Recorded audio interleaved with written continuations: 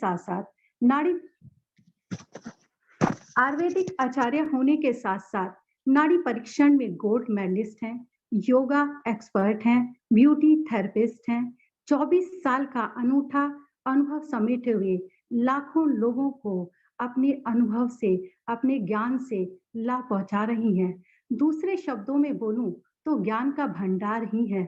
जितना मैं उनके लिए बोलती हूँ मुझे कम लगता है। उनका परिचय देने में मैं अपने आप को गर्व गर्व महसूस करती हूँ। वह एक गुरुकुल की चीफ कोऑर्डिनेटर है, मेगाई लीडर हैं। डॉक्टर स्वाति आज हमारे अपने अनुभव से हमें क्या बताने जा रही हैं, सुनते हैं उन्हीं से, उन्हीं की जुबानी। तो चलो आपकी जोरदार तालियों के बीच में मैं उनका स्वागत करना चाहूंगी। Please welcome ma'am. Thank you so much for this wonderful introduction. Thank you so much. So let us come to the point immediately. आपके स्क्रीन के ऊपर दिखाई दे रहा है world psoriasis day 29th of October। कल वर्ल्ड सोराइसिस डे है और 29th अक्टूबर कल है, लेकिन आज हमारा ये प्रोग्राम होने जा रहा है, इसलिए सोचा कि क्यों ना सोरियासिस के बारे में थोड़ी सी जानकारी ले हम। पूरा अगर विश्व इसका डे मना रहा है तो डेफिनेटली ये बहुत ही भयानक या बहुत ही जल्दी फैलने वाली, जैसे अभी मैम ने बताया, ऐसी बीमारी हो हो सकती है। तो उसके बारे में थोड़ा बहुत जानकारी होना हमें बहुत जरूरी है। आज ही बहुत सारे लोगों ने मुझे पूछा कि सोरियासिस मतलब क्या होता है। तो इट इज वेरी ऑब्वियस कि आई कांट एक्सपेक्ट जो नॉन मेडिकोज है उनकी तरफ से ये एक्सपेक्ट ही नहीं है कि वो सोराइसिस के जैसे जटिल रोग के बारे में जानकारी रखें। तो क्यों ना हम डिटेल में उसकी जानकारी लें और एट द सेम टाइम उससे बचने के लिए कुछ ऐसे सॉल्यूशंस है क्या, इसके बारे में भी आज हम जानकारी लेते हैं। तो चलिए स्टार्ट करते हैं, कम टू द पॉइंट। इसकी एक शॉर्ट में डेफिनेशन की जाए तो ये एक डर्माटाइटिस मतलब स्किन इन्फेक्शन है।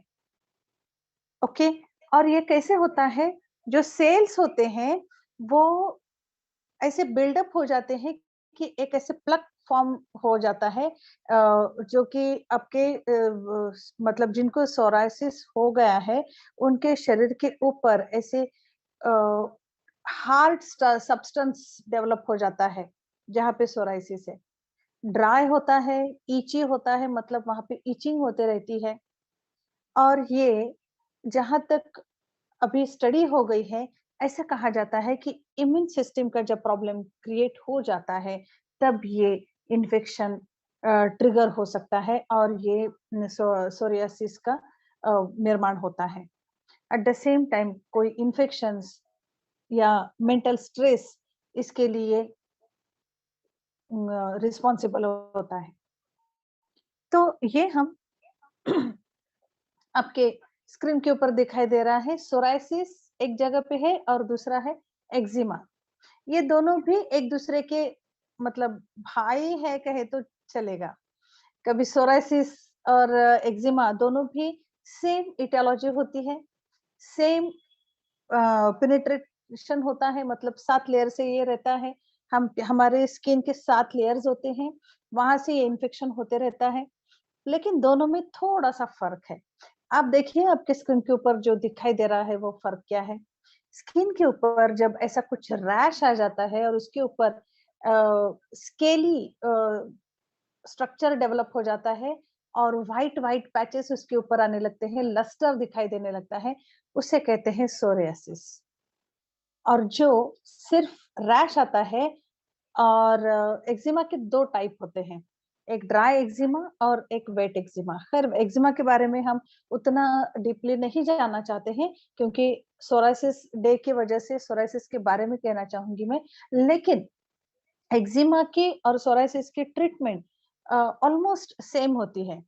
सिर्फ इतना ही फर्क होता है कि सोराइसिस जो है वो ज्यादा इची नहीं होता है, मतलब उसमें ज़्यादा इचिंग नहीं होती है, लेकिन अपने एक्जिमा में बहुत ज़्यादा इचिंग होती रहती है। आपके स्क्रीन के ऊपर और थोड़ी-सी डिटेल में मैंने एक इमेज डाली है, वो ये कहती है कि देखिए एक्जिमा जो होता है वो ज़्यादा इंटेंस इचिंग होती है, मतलब इतनी इचिंग होती है ना, इतनी खुजली होती है, इचिंग का मतलब है खुजली, इतनी ज़्यादा होती है कि वो इंसान अपने आप को रोक नहीं सकता। और ये जो है वो हमेशा फोल्ड्स जो रहते हैं हमारे इसके बॉडी के फोल्ड्स जो रहते हैं, वहां से ये ज्यादा पनपता है। ओके, जैसे कि हमारे घुटने के पीछे जो फोल्ड होता है वहां पे, या फिर हमारा कोहनी जो होती है वो ऐसी मुड़ती है ना, तो अंदर के जगह से, तो ये उसके जनरल लोकेशंस है। वहीं पे सोरायसिस कहाँ पे होता है, ये एक्जिमा का हो गया, और सोरायसिस कहाँ पे होता है, वो फ्रंट सरफेस पे होता है, ये यहाँ पे होगा कोहनी के, या फिर नीज के सामने होगा, या फिर जो ओपन एरियाज है हमारे बॉडी के, वहां पे ये दिखाई देता है। सो एक बहुत ही छोटा सा फर्क है इन दोनों में, लेकिन प्रिकॉशंस और इसके कॉजेस ऑलमोस्ट सेम होते हैं। कॉजेस क्या हो सकते हैं? फैमिली हिस्ट्री हो सकती है, ये हेरिडेटरी भी हो सकता है। ओके, सो बी केयरफुल कि अगर हमें है तो अपने बच्चों तक नहीं जानने के लिए अपने आप को इम्यूनिटी डेवलप करना बहुत जरूरी है। बहुत बार ऐसे देखा जाता है कि यंग एज में ये पनपता है और ऐसे में ही शादी हो जाती है, बच्चे हो जाते हैं, तो वो कैरी फॉरवर्ड हो जाता है, कैरी ऑन हो जाता है। तो डेफिनेटली आपको जब भी ये महसूस हो जाए कि ये एक्जिमा या सोरायसिस पनप रहा है, तो इमीडिएटली उसके ऊपर आपको ट्रीटमेंट लेना बहुत जरूरी है, और प्रिकॉशनरी ट्रीटमेंट बेहद जरूरी है। प्रिकॉशनरी ट्रीटमेंट हर एलोपैथी में नहीं होती है, लेकिन आयुर्वेद में या न्यूट्रोसिटिकल्स जब हम यूज करते हैं, तो अपने आप को प्रिकॉशंस देकर इससे दूर हम रह सकते हैं। कैसे, आगे देखते हैं। फैमिली हिस्ट्री हो सकती है, इन्फेक्शियस कंडीशन बार बार अगर आ रही है, तो ये भी ट्रिगर करता है अब सोराइसिस को। मेडिकेशंस कुछ ऐसे होते हैं जैसे कि स्टेरॉइड्स है, या फिर बहुत सारे ऐसे मेडिकेशंस है, एंटी डिप्रेसेंट मेडिसिन है, तो ये उसका साइड इफेक्ट कर देता है। देन स्किन ट्रॉमा, मतलब बहुत सारे हमारे लेडीज जो रहते हैं, घर में बर्तन मांजते हैं, तो उनके हाथ थोड़े से रफ हो जाते हैं, और ये रफ हो जाते हैं और कभी-कभी तो फटने भी लगते हैं। लेकिन उसको अगर इग्नोर कर दिया, तो ये तब्दील हो जाता है सोरियासिस में। So my dear friends, please don't ignore this type of skin trauma. Smoking एक इसका रीजन हो सकता है, मतलब जिसको हो रहा है उसने ही स्मोकिंग करनी चाहिए ऐसा नहीं है। उनके आजू बाजू में भी अगर कोई स्मोकिंग कंटिन्यूअसली करते रहता है, तो उसके टॉक्सिन्स इनहेल करके उसकी तब्दील होती है सोरियासिस में। ओबेसिटी, जैसे हमने अभी देखा कि फोल्ड्स में या ओबेसिटी में क्या होता है कि बहुत ज्यादा हमारे शरीर में फैट बॉडीज पनपने लगती हैं। ये फैट बॉडीज जो होती हैं, वो एडिपोज टिश्यूज से बनी हुई होती हैं, और आपने देखा होगा, आर्द्रता जहां पर भी रहती है वहां पे इन्फेक्शन बहुत तेजी से बढ़ जाता है। फॉर एग्जाम्पल, यहाँ पे बहुत सारी औरतें हैं, मैं उनको उनके जरिए समझाने की कोशिश करूंगी। जैसे कि देखिए, कुछ अगर गीली सब्जी है, ग्रेवी है जिसमें, तो वो जल्दी से खराब हो जाती है, राइट? लेकिन जिसमें पानी नहीं डाला है, ऐसे ही फ्राई किया है, तो वो सब्ज़ी बहुत जल्दी खराब नहीं होती है। व्हाट इट मीन्स, आर्द्रता जहाँ पे होती है, मॉइस्चर जहाँ पे होता है, वहाँ पे बहुत जल्दी इन्फेक्शियस कंडीशन डेवलप होने लगती है। सो ओबेसिटी में वैसे ही हमारे शरीर में हमने बहुत ज़्यादा मॉइस्चर डेवलप किया होता है थ्रू फैट बॉडीज़, और उसी की वजह से ओबेसिटी जब भी आती है, तो ऐसे स्किन डिसीजेस वहां पे पनपना शुरू हो जाता है। So my dear friends, please, ये सिर्फ इसलिए नहीं कि आपको दिखने में स्लिम ट्रिम अच्छा लगेगा, इसलिए नहीं, तो ओबेसिटी अगर बढ़ती है तो बहुत सारे डिसीज कंडीशन आपको हम इन्विटेशन दे रहे हैं, इसका ध्यान रखना। इसीलिए ओबेसिटी को कम करना बेहद ज़रूरी हो जाता है। अगर इसके फैक्ट्स देखना चाहें, तो आपके स्क्रीन के ऊपर आपको दिखाई देगा more than 8 million people are affected with psoriasis. ये पर्टिकुलरली 15 से 25 के एज ग्रुप में ज़्यादा पनपने लगता है, क्योंकि अकॉर्डिंग टू आयुर्वेदा ये कहा जाता है कि 15 से 25 का जो कालावधि है, वो टीन एज मतलब पित्त प्रकोप का कालावधि होता है, जिसमें पित्तज व्याधि बताए गए हैं और स्किन से रिलेटेड जो भी कुछ व्याधि होते हैं, जो भी कुछ डिसीज कंडीशन होती है, वो पित्त से रिलेटेड होती है। इसीलिए देखिए कितने सालों हजारों सालों पहले आयुर्वेद में ये लिख कर रखा है और आज हम उसका इन्वेंट करके बताते हैं कि 15 टू 25 एज में ज्यादा रहता है। वहां पे तो विथ रीजनिंग दिया गया है कि उस एज में ही क्यों होता है, इसलिए क्योंकि ये पित्तज व्याधि है और टीन एज में पित्त बहुत ज्यादा पैमाने पे हमारे शरीर में होता है। बचपन में आपने देखा होगा सारे बच्चों को कफ की शिकायत ज्यादा होती है।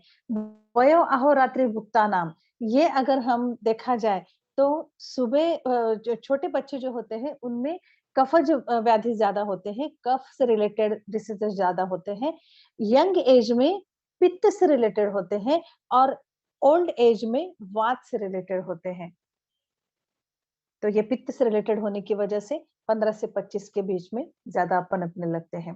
30% of people are more likely to have type 2 diabetes.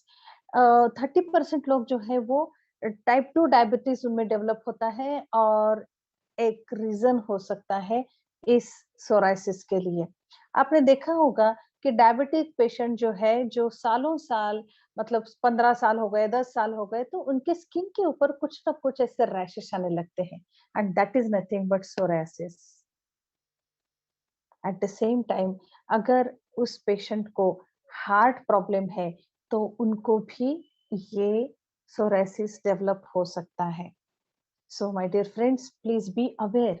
अगर आपके आजू बाजू में, आपके रिलेशंस में या आपको खुद को अगर हार्ट डिसीज है या फिर डायबिटीज है, तो आप लोगों ने तो ज्यादा इसके ऊपर ध्यान देना जरूरी है, right?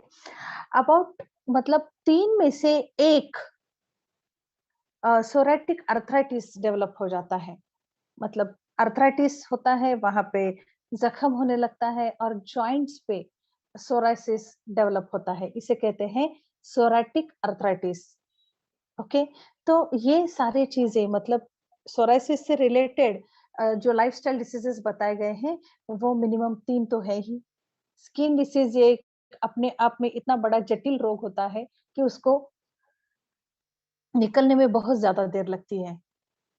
Heart diseases, then diabetic patient, arthritic patients, arthritis के पेशेंट, इन लोगों ने सोराइसिस से बच के रहना चाहिए बिकॉज ऑलमोस्ट लोग क्या करते हैं, हार्ट के लिए या डायबिटीज के लिए या आर्थराइटिस के लिए हम तो स्टेरॉइड्स लेते हैं, उसके बाद पेन किलर्स लेते हैं।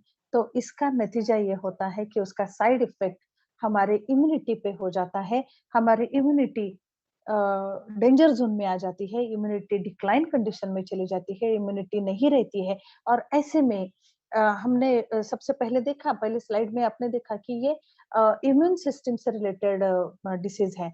तो वहां पे इम्यूनिटी जब कम हो जाती है तो सोरासिस डेवलप होने लगता है। So what is the root cause? Root cause is that you have to improve your immunity. Immunity decline immunity ये रूट कॉज है और आपको इससे दूर अगर रहना है तो डेफिनेटली आपको अपनी इम्यूनिटी को इम्प्रूव करना पड़ेगा। अब इम्यूनिटी को अगर इम्प्रूव करना है तो क्या क्या प्रिकॉशंस ले सकते हैं हम देखते हैं। उससे पहले थोड़ा सा कॉमन साइंस एंड सिम्टम्स देख लेते हैं। आपके स्क्रीन के ऊपर दिखाई दे रहा है रेड पैचेस डेवलप हो जाते हैं covered with thick silvery scales. उसके ऊपर ऐसे स्केल्स की जगह जैसे जैसे फिश के ऊपर होते हैं ना, उस तरीके का एक-एक लेयर्स रहते हैं स्किन के। देन मतलब छोटे बच्चों में देखा जाता है कि स्मॉल स्केलिंग पैचेस स्पॉट्स दिखाई देते हैं। स्केल्स नहीं, मतलब वो ऐसे परत निकलती हुई नहीं दिखाई देती बच्चों में, क्योंकि उनमें थोड़ा-सा मॉइस्चर होता है, इसलिए एकदम से स्किन निकलती हुई नहीं देख सकते। लेकिन हाँ, दूर से भी स्पॉट नज़र आए, ऐसे स्पॉट्स होते हैं। वो स्किन कैसी होती है? ड्राई होती है, क्रैक्ड होती है, कभी-कभी ब्लीड भी होता है और इचिंग भी होती है। इचिंग और बर्निंग सेंसेशन होते रहता है। थिकन्ड होती है, जो वहाँ पे रैश आता है ना, वहाँ की स्किन बहुत ऐसे थिक हो जाती है।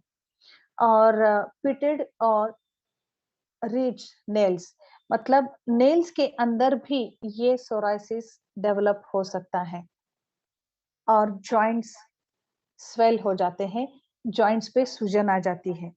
ये सारी चीजें होती हैं एक कॉमन सोरायसिस के इसमें। कौन से फैक्टर्स हैं जो कि सोरायसिस को बढ़ावा देते हैं, ट्रिगर करते हैं, बढ़ा देते हैं?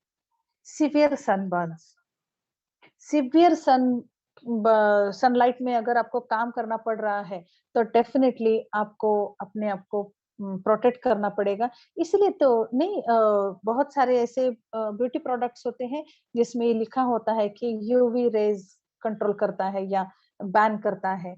तो इसीलिए दिया जाता है, क्योंकि आपके स्किन को वो प्रोटेक्ट करे। इन्फेक्शियस कंडीशन अगर आपके शरीर में है, तो वो भी एक सोरायसिस को बढ़ावा देता है। एक्सेसिव अल्कोहल कंजम्पशन, ये भी एक रीजन हो सकता है। देन कुछ ऐसे स्टेरॉइड्स ये अगर जाते हैं आपकी तरफ से, तो ये लीड करता है सोरायसिस को। स्किन ट्रॉमास, बार-बार आपकी स्किन फट रही है, जल रही है, कट रही है और उसको आप इग्नोर करते जा रहे हो, तो डेफिनिटली एक दिन सोरायसिस का सामना करना पड़ेगा। और मेडिकेशंस के कुछ रिएक्शंस ऐसे होते हैं कि आपकी इम्यूनिटी बिल्कुल डिक्लाइन हो जाती है और वहां पे सोरायसिस पनपने लगता है। सो माय डियर फ्रेंड्स, इसको लाइटली नहीं लेना। इसके अलग-अलग 6 टाइप्स हैं। आपकी स्क्रीन के ऊपर दिखाई दे रहे हैं। एक प्लक सोरायसिस कहा जाता है, जिसमें ऐसे जो वहाँ की स्किन है वो ऐसे प्लक की तरह एकदम हार्डन हो जाती है। वहाँ पे ऐसे क्लियर कट बॉर्डर्स दिखाई देते हैं, ऐसी बन जाती है। उसे कहते हैं प्लक सोरायसिस। बहुत हार्ड रहती है वो स्किन। उसके बाद नेल सोरायसिस, नेल्स के अंदर ऐसे येलोइश कलर का एक येलोइश कलर की एक परत दिखाई देती है, वो भी सोरायसिस है। देन गट सोरायसिस, ये पर्टिकुलरली आपके पेट के ऊपर दिखाई देता है। इनवर्स सोरायसिस, ये जहाँ पे आपके इनर बॉडीज में कहीं पे फोल्ड्स होते हैं, पर्टिकुलरली इंटीमेट ऑर्गन्स के पास जो फोल्ड्स होते हैं, वहां पर भी ये दिखाई देता है। पोस्चर सोरायसिस जो होता है, वो आपके हील्स, मतलब आपके पैरों के नीचे के तलवे जो होते हैं, वहां पे दिखाई देता है। और इरिथ्रोडर्मिक सोरायसिस जो होता है, वो कहीं पर भी आ सकता है। मतलब ये एपिडर्मिस एकदम पहला लेयर जो होता है ना, उससे रिलेटेड होता है। तो वो ऊपर-ऊपर जहाँ पर भी चाहे वो, और बहुत जल्दी से स्प्रेड होता है ये। ये बाकी के स्प्रेड नहीं होते, प्लक नहीं स्प्रेड होता, नेल सोरायसिस स्प्रेड नहीं होता, लेकिन ये सोरायसिस स्प्रेड होता है। So my dear friends, please don't ignore this type of symptoms. जैसे ये सिम्पटम्स दिखाई दे, तो इमीडिएटली आपको उसके तरफ ध्यान देना बहुत जरूरी है। अब आपके स्क्रीन के ऊपर जो आया है, इसे कहते हैं सोरायसिस। ये एक प्रॉपर पिक्चर है सोरायसिस का। ध्यान में रखिए, ये कॉन्टेजिनियस डिसीज नहीं है, इसीलिए जिसको भी हुआ है, उसको अगर हम टच करेंगे तो वो फैल जाएगा, ये दिमाग में से निकाल डालो। क्योंकि ये किसी फंगस से नहीं होता, किसी माइक्रो ऑर्गेनिज्म से नहीं होता, ये होता है आपकी इम्यूनिटी डिक्लाइन होने की वजह से। जरा सोचिए, इम्यूनिटी अच्छी रहना हमारे लिए कितना इम्पोर्टेंट है। It is largely treatable, and curable disease, ये दुरुस्त भी होता है और ट्रीट भी किया जा सकता है। It can affect the body more than the skin. ये सिर्फ स्किन को अफेक्ट नहीं करता, पूरी बॉडी को अफेक्ट करता है सोरियासिस। इसमें इची सोराइसिस जो होता है वो डिफरेंट डिफरेंट फॉर्म्स में होता है, जैसे कि हमने देखा 6 टाइप्स के। डायबिटीज और ओबेसिटी वाले पेशेंट्स को इसको थोड़ा सा ज्यादा ही ध्यान देना पड़ता है, बिकॉज यस, इसमें ऐसे पेशेंट्स में बहुत ज्यादा जल्दी वो स्प्रेड होने के चांसेस होते हैं। हमने देखा है, बहुत बार आपने सुना भी होगा कि डायबिटिक पेशेंट्स की जो ये होती है, जख्म होती है, वो जल्दी से भर नहीं जाती है ना, क्योंकि वहां पे शुगर लेवल ज्यादा बढ़ा हुआ होता है। तो इसी को ध्यान में रखते हुए अगर हमने देखा तो सोराइसिस को ज्यादा से ज्यादा मतलब रिस्की फैक्टर हो जाता है डायबिटिक पेशेंट्स, और जैसे मैंने एक्सप्लेन किया जो ओबेस्ट पेशेंट होते हैं वो। ओके, तो इस तरीके से ये हमारा सोराइसिस अपने शरीर में पनपने लगता है। जरा देखते हैं कि और क्या रीजंस हो सकते हैं। स्टेरॉइड्स अगर आप कंटिन्यूअसली ले रहे हो तो उसका असर हमारे इम्यूनिटी सिस्टम पे हो जाता है और डेफिनेटली आपको सोराइसिस का सामना करना पड़ेगा। विटामिन ए अगर डिप्रीवेट हो रहा है, बार बार कम हो रहा है आपके शरीर में से, तो भी आपकी स्किन डिफॉर्म्ड हो जाती है और आपको सोराइसिस का सामना करना पड़ता है। कुछ एंटी इंफ्लेमेटरी ड्रग्स लिए जाते हैं, उसकी वजह से भी सोराइसिस बढ़ता है। इम्यूनो सप्रेसिव ड्रग्स जो भी होते हैं वो लेने से भी ये सोराइसिस बढ़ता है, क्योंकि इम्यूनिटी कम हो रही है ना। अगर इम्यूनिटी कम हो रही है तो डेफिनेटली आपको इसका सामना करना पड़ेगा, because it is immune auto immune disease. उसके बाद विटामिन की अगर डेफिशिएंसी डेवलप हो गई है आपके शरीर में, तो डेफिनेटली इसका सामना करना पड़ेगा सोराइसिस का। सो माय डियर फ्रेंड्स, ये सारी चीजें किस तरीके से हम इससे अपने आप को दूर रखें? जी हाँ, बहुत आसान है अगर हम कुछ चीजें फॉलो करने लगे तो। Fruits and veggies, specially berries, cherries and leafy greens हमें लेना बहुत जरूरी है। आप मुझे बताइए, एक एक मैं उसके ऊपर थोड़ा सा चर्चा करेंगे हम, चलेगा ना? तो ये फ्रूट्स, वेजिटेबल्स ज्यादा से ज्यादा अगर हम खाने लगेंगे तो डेफिनेटली हमारे शरीर में जो भी डेफिशिएंसीज है, क्योंकि हम जानते हैं 2 टाइप से हमारे शरीर में कोई भी डिसीज कंडीशन आती है। एक होता है एटमॉस्फेरिक पोल्यूशन और दूसरा होता है न्यूट्रिएंट्स का न्यूट्रिएंट्स की डिफिशियंसी, है ना? तो एटमॉस्फेरिक जो पॉल्यूशन है उसको हम कुछ नहीं कर पा रहे हैं, बिकॉज ये इतने बड़े पैमाने पे बढ़ रहा है कि हम उसको कंट्रोल नहीं कर सकते। लेकिन हम अच्छे fruits, vegetables, particularly berries, cherries ऐसे खा के अपने आप को तंदुरुस्त रख सकते हैं। लेकिन आप मुझे बताइए, फ्रूट्स, वेजिटेबल्स अच्छे क्वालिटी के बेरीज, चेरीज मिल रहे हैं हमें? रोज खा सकते हैं? पर्टिकुलरली महाराष्ट्र के लोग खा सकते हैं रोज? नहीं खा सकते ना। तो कहीं न कहीं इसमें कॉम्प्रोमाइज़ करना पड़ता है। बेरीज़, चेरीज़ हर जगह पे मिलेंगे ऐसा नहीं है। लीफ़ी ग्रीन्स जो होते हैं, जैसे कि अल्फ़ाल्फ़ा ग्रास है, देन बार्ली ग्रास है, व्हीट ग्रास है, ये रोज़ हम नहीं खा सकते। तो डेफ़िनिटली इसकी डेफ़िशिएंसी कैसे भर के निकले? सॉल्यूशन है, ज़रा वेट करिए। उसके बाद fatty acids 3 omega 3 fatty acid जो है ना, वो हमारे रोज के खाने में रहना बेहद जरूरी हो जाता है।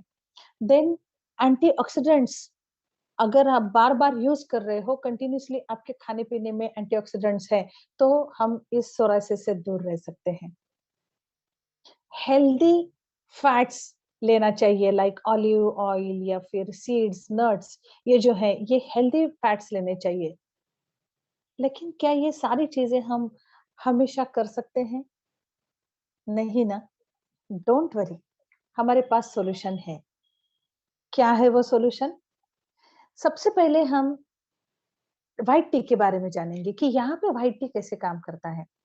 हमने देखा कि व्हाइट टी जो है वो एंटीऑक्सीडेंट्स का खजाना है।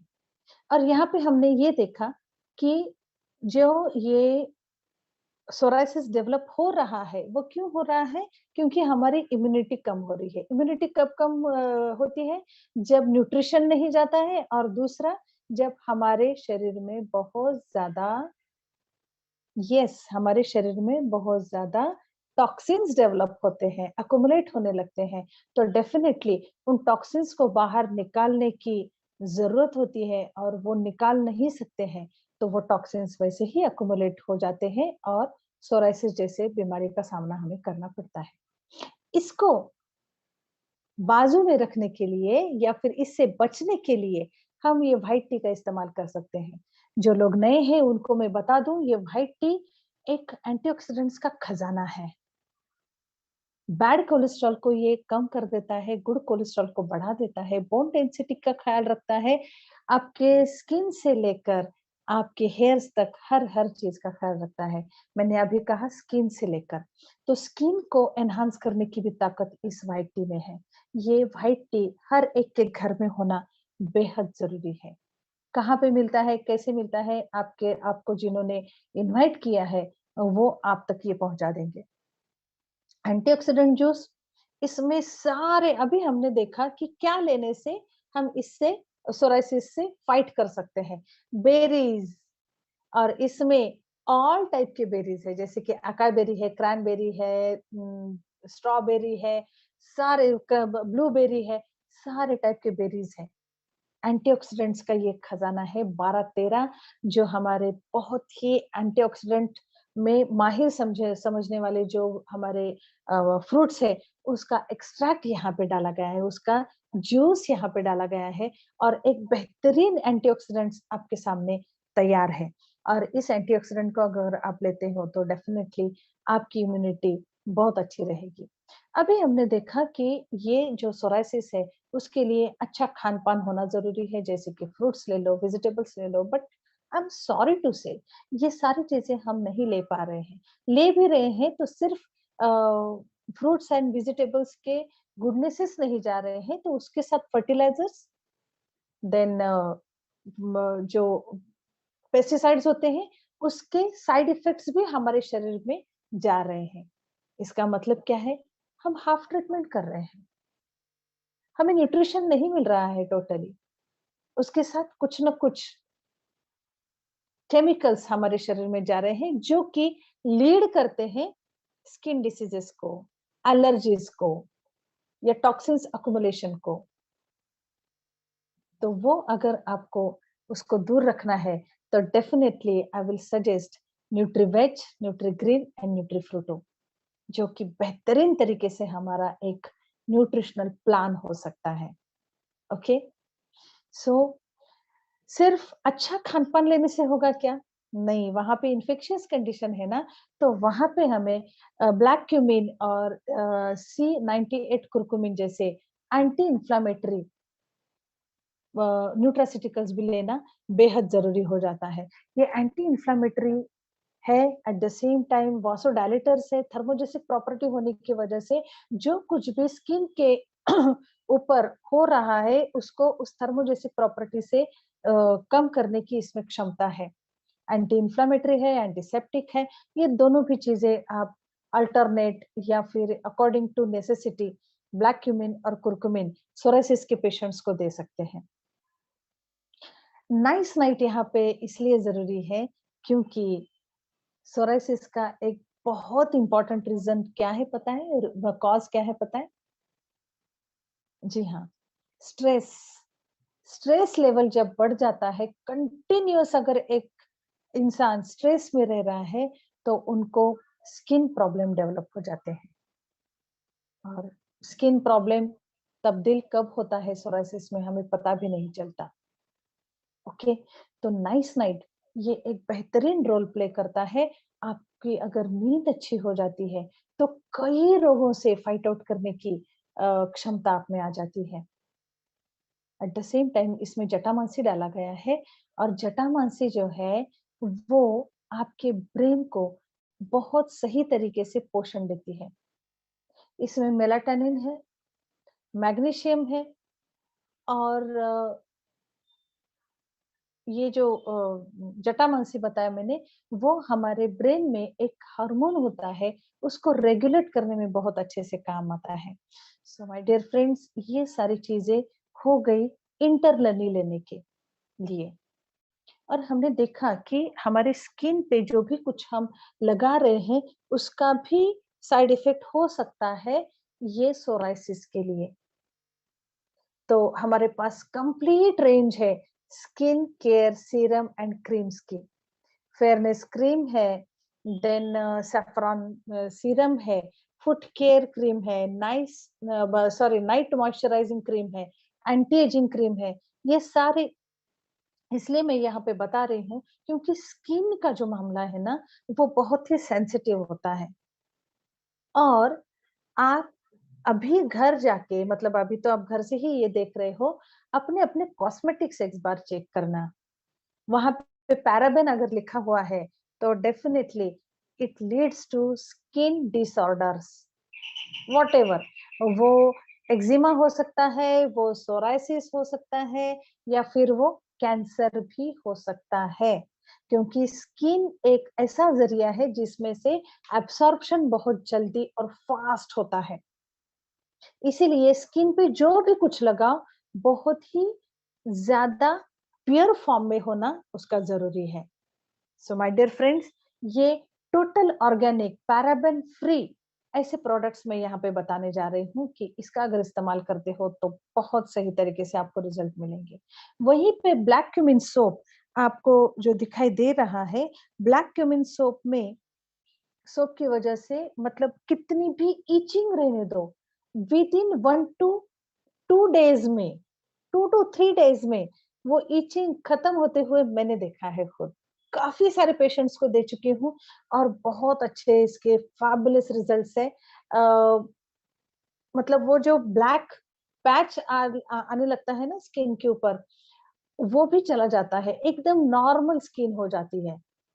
सो ब्लैक क्यूमिन सीड्स से जो बना हुआ सोप है, वो बेहतरीन यहाँ पे काम करता है। ये थर्मोजेसिक अगेन मैं इसके बारे में बताना चाहूँगी, थर्मोजेसिक प्रॉपर्टी है इसमें और इसके ये सीड्स यूज़ किए गए हैं, जो सीड्स का जो ऑयल होता है, वो बहुत ही सही तरीके से एंटी एक्जिमा या एंटी डर्माटाइटिस ये यूज़ किया जाता है। बहुत अच्छे रिजल्ट्स हैं इसके। अगर आपके आजू-बाजू किसी को है या खुजली होती है, वो कम ही नहीं हो रही है, कितना भी परेशान हो गया हो, ऐसे अगर कोई बोल रहा है तो आप ब्लैक क्यूमिन सोप अगर देंगे ना तो वो आपके फैन हो जाएँगे। ब्लैक क्यूमिन के तो हो ही जाएँगे लेकिन आपके भी फैन हो सकते हैं। सो ये बहुत अच्छे से काम करेगा। गोट मिल्क सोप वहीं पे एक बेहतरीन तरीके से काम करता है और ये कैसे काम करता है? आपके स्किन में इम्यूनिटी डेवलप करके।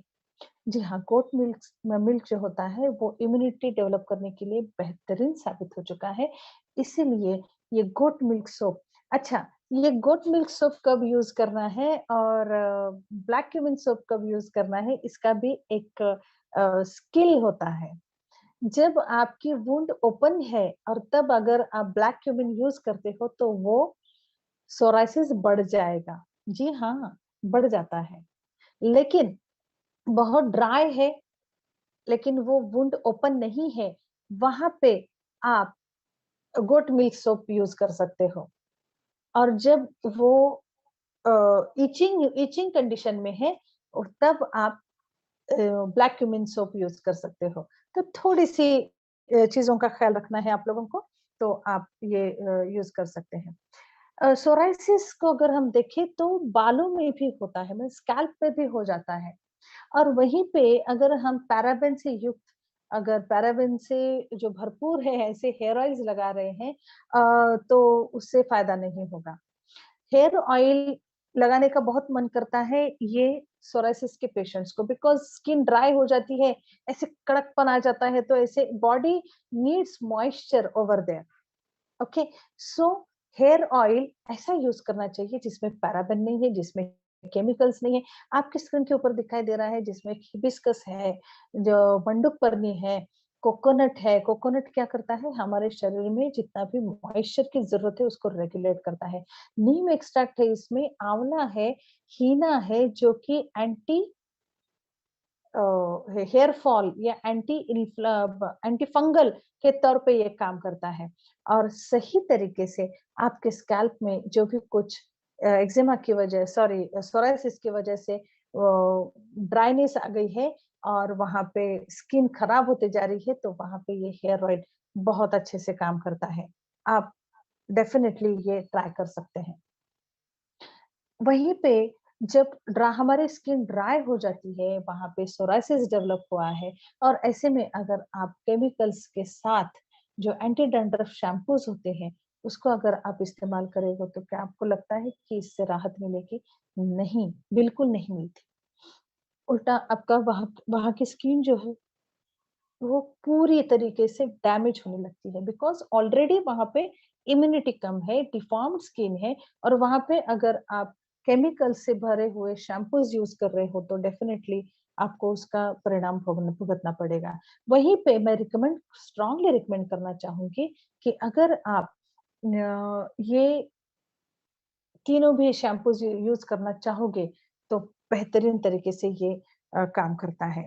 ओके, एंटी डैंड्रफ शैम्पू है और एंटी हेयर फॉल शैम्पू है, ये इस्तेमाल कर सकते हैं। फुट केयर क्रीम, एक इसके बारे में क्या कहूँ, मतलब ये एक प्रॉपर सॉल्यूशन हो सकता है आपके सोराइसिस के लिए। एक्सटर्नल एप्लीकेशन दी बेस्ट, इससे बेस्ट कुछ है ही नहीं, सच में। ये नाइट क्रीम्स, मॉइस्चराइजर्स वगैरह इसलिए लगाने हैं क्योंकि एक्जिमा ना हो, है ना? केमिकल से एक्जिमा हो सकता है या सोराइसिस हो सकता है, लेकिन वहीं पे अगर आप ऑर्गेनिक यूज करते हैं तो वहां पे नहीं होगा। फुट केयर क्रीम कब है? जब आपको वो रैशेस दिखाई दे रहे हैं, तब आप इसको लगाना है। इसमें टी ट्री ऑयल है, नीम ऑयल है, देन सारे यलांग यलांग जोजोबा, ऐसे रशियन ऑयल्स हैं, कोकोनट ऑयल है, पाम ऑयल है। इतने सही तरीके से ये काम करता है कि काफ़ी सारे पेशेंट्स को जिनको सोराइसिस है, उनको मैंने दिया है। आप बिलीव नहीं करेंगे, 17-18 सालों से जिनको इसकी तकलीफ हो रही है, 3 से 4 दिन में ब्लैक क्यूमिन सोप और फुट केयर क्रीम के यूज़ की वजह से इचिंग पूरी बंद हो गई मैम, ये बताते हैं। So it is amazing product, okay? Then hair wash भी है। केमिकल्स से भरपूर शैम्पूज यूज करने से बेटर है आप हेयर वॉश यूज किए कर दीजिए, ताकि प्रॉपर तरीके से हम उससे दूर रह सकते हैं। Last but not the least, हमने देखा कि सोराइसिस क्यों बढ़ता है? मेंटल स्ट्रेस की वजह से।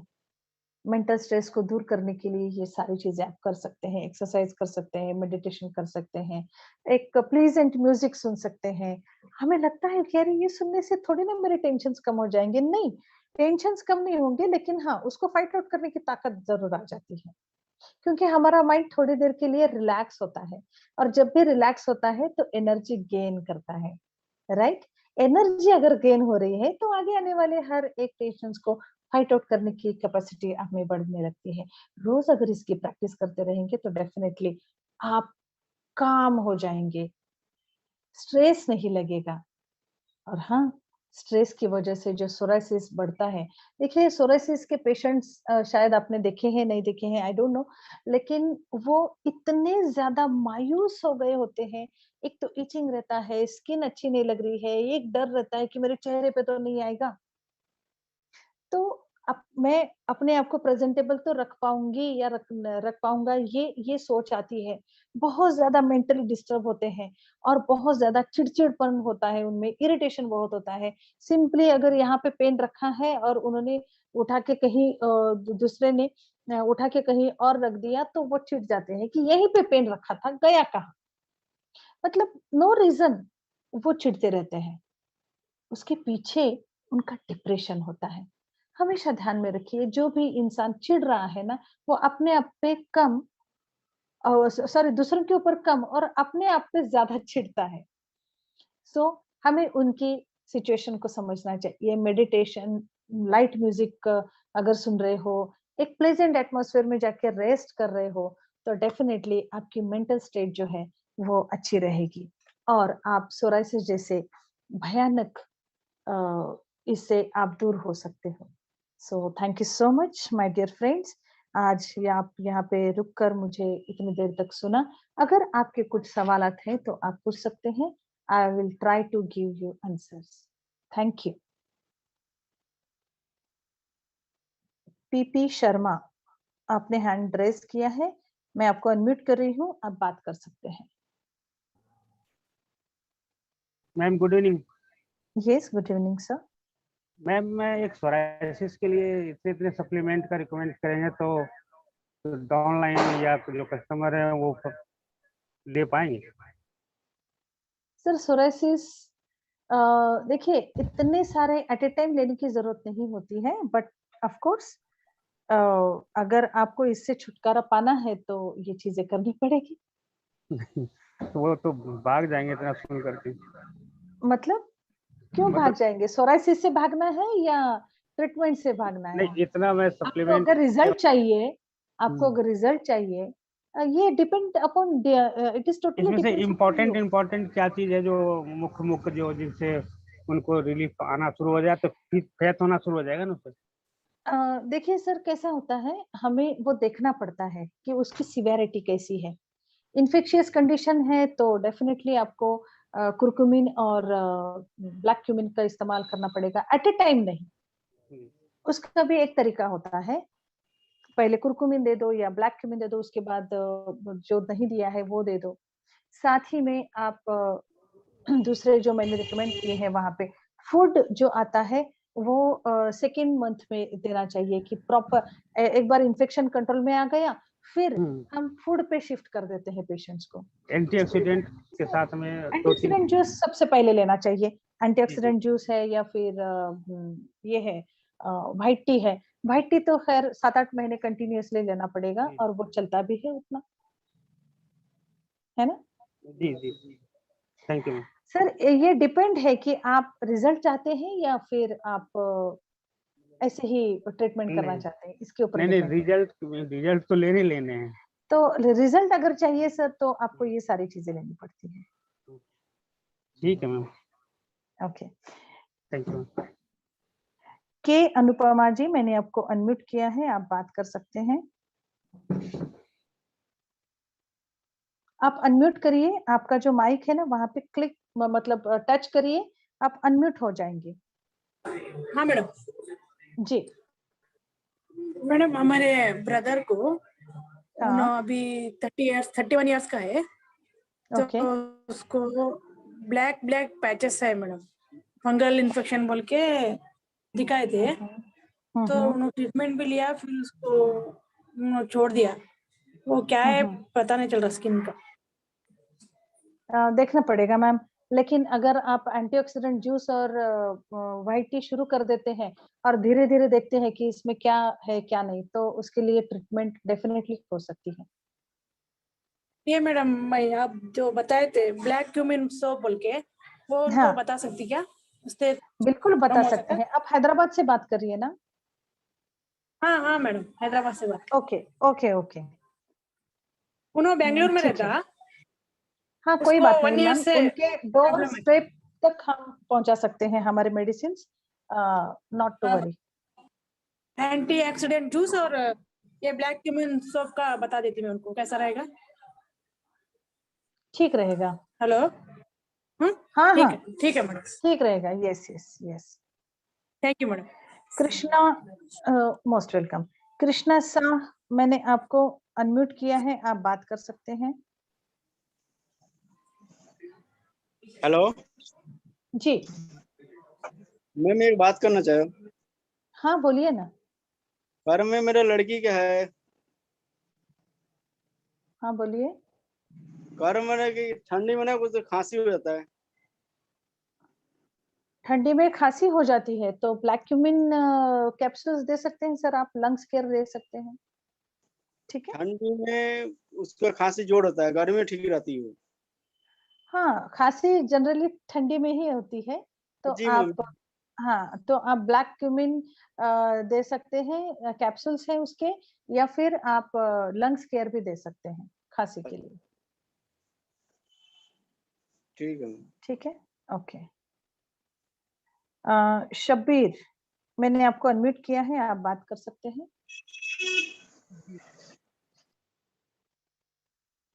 मैडम जी, मतलब मेरा कहना ऐसा था कि हम्म, हेयर, स्किन और नेल्स के लिए कोई ऐसा प्रोडक्ट है जो मतलब काफी अच्छा हो? Sorry, hair? Hair, skin and nails के लिए, हेयर और स्किन के लिए।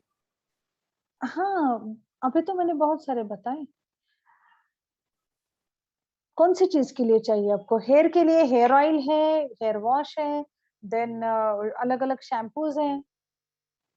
वो ओके, इसलिए कि तो हेयर जो मतलब ज्यादा जल्दी व्हाइट होते हैं तो उसको रोकना है, मतलब किस प्रकार रोक सकते हैं? अच्छा अच्छा अच्छा, व्हाइट है तो उसको हाँ, रोकना है। तो देखिए सर, व्हाइट हेयर्स को रोकना है तो इंटरनली भी ट्रीटमेंट लेनी पड़ती है, सिर्फ एक्सटर्नल कॉस्मेटिक्स यूज करके फायदा नहीं होता है।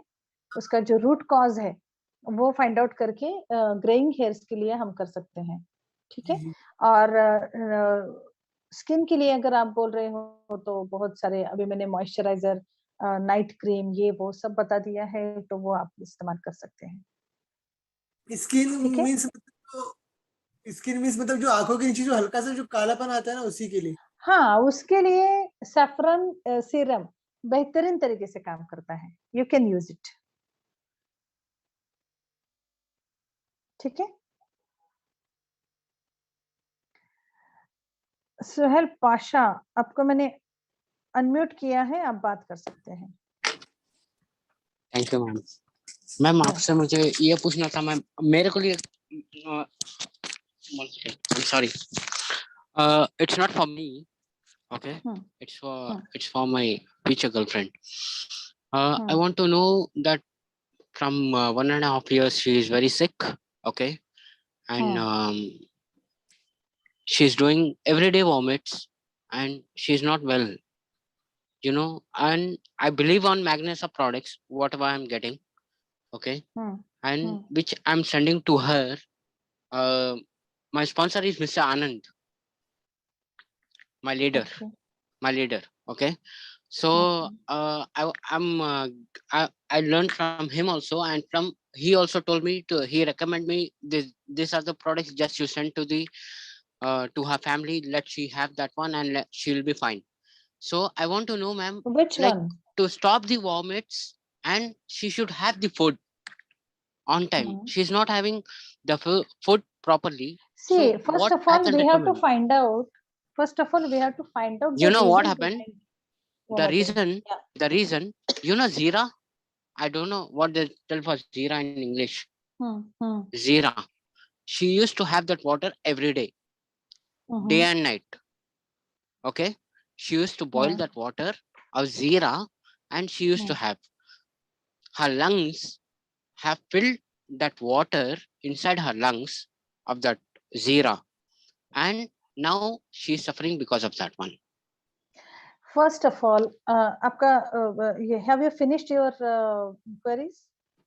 Can I tell you something? Sorry? Yeah, please. Can I tell you something now? Yeah. Yeah, First of please. all, mind it well. If you are having Zira water, Huh? it would not be able to fill your lungs. First of all, because you are Okay. taking the stomach, not in the lungs. Okay. So Okay. it is not like that कि उन्होंने वो पानी पिया और उनके lungs भर गए, ऐसा नहीं होता है सर, कभी भी Okay. नहीं होता। तो ये मैम, बट दिमाग में set डॉक्टर ने यही करना। बताया था How it is उनको। possible? कौन है वो doctor? No, actually, when they actually when she got admitted, in the hospital, there was फ्लोरेसी two हो to गई, three doctors. फ्लोरेसी No, हो गई actually, you होगी, know बट what? To हाँ, less, I'll tell you the main reason. To reduce her weight, she had this water for 3 years. For 3 years, how much he not for one day. how much she reduced? 5 to 10 kgs. Now she is Within of three 30 to three 35 years. kgs. Yeah. Okay. First of all, I just want to tell you, it's not like that. Taking water and it will fill up the lungs. It is not happening in Okay. that way. First of all, second, Okay. you have to find Okay. out the reason behind the vomitings. If there is a water retention or if there is a agni mandya bolte hain, we call it in Ayurveda agni mandya. If it is so, then Okay. you have to find out and you have to treat the root cause. But right Okay. now, I would like to recommend antioxidant Mm. juice rather Mm. than antioxidant juice. You have to start, Mm. okay, Mm. and Okay. seek care. Seek care. Seek care. You just Okay. start this If she, and you will get the if she results. have this, so the vomits will stop and she can have the food. Just try this because antioxidant juice may exhale all the toxins. Ma'am, this is 1 year, 2 months. Okay. 1 year, 2 months. She's very sick. Terrible. Okay. I can say that one. Okay. Yeah. So, Terrible. sir, instead of talking here, you can call me and I will help you. Okay. Yeah, please, ma'am. Is that Thank you okay? so much. Yeah. Thank Most you. welcome. Yeah. Thank you. So, I think अभी किसी के questions नहीं है. नहीं है ना? So thank you so much once again. Now over to host. Thank you so much, ma'am. इतनी important knowledge दी आपने जो